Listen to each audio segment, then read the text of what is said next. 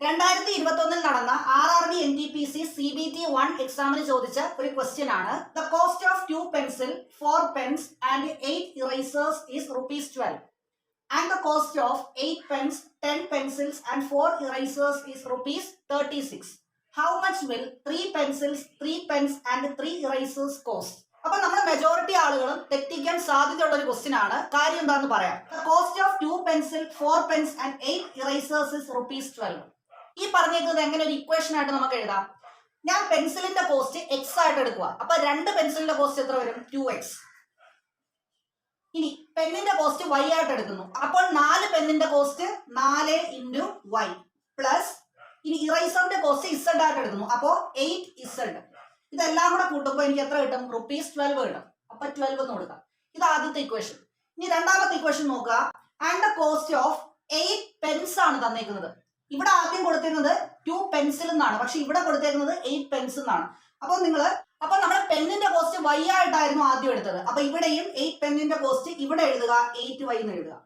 ഇനി പെൻസിലിന്റെ എണ്ണം 10 ആണ്. അപ്പൊ പെൻസിലിന്റെ കോസ്റ്റ് എങ്ങനെ എഴുതാം? 10x എന്ന് എഴുതാം. അപ്പൊ 10x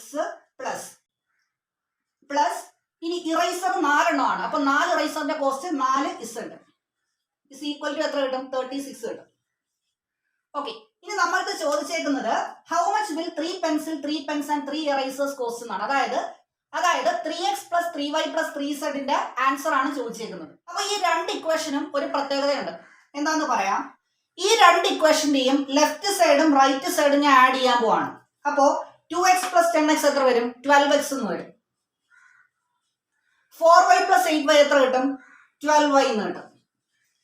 8z + 4z എത്ര കിട്ടും? 12z എന്ന് കിട്ടും. Equal to 12 + 36 48.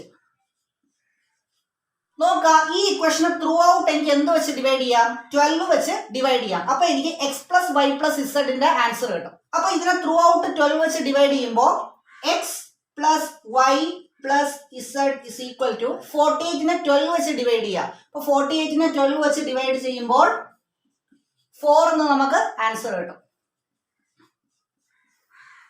അപ്പോൾ x + y + z ആണ് 4. നമുക്ക് കണ്ടെത്തേണ്ടത് 3x + 3y + 3z ആണ്. ഈ ഇക്വേഷൻ വേണമെങ്കിൽ നിങ്ങൾ എഴുതിയാൽ മതി. നിങ്ങൾക്ക് മനസ്സിലാവാൻ വേണ്ടിയാണ് ഈ ഒരു സ്റ്റെപ്പ് ഞാൻ എഴുതിയത്.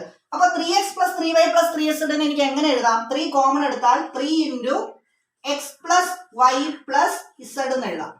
ഓക്കെ, ഇതിന്റെ വാല്യൂ ആണ് നമുക്ക് കണ്ടെത്തേണ്ടത്.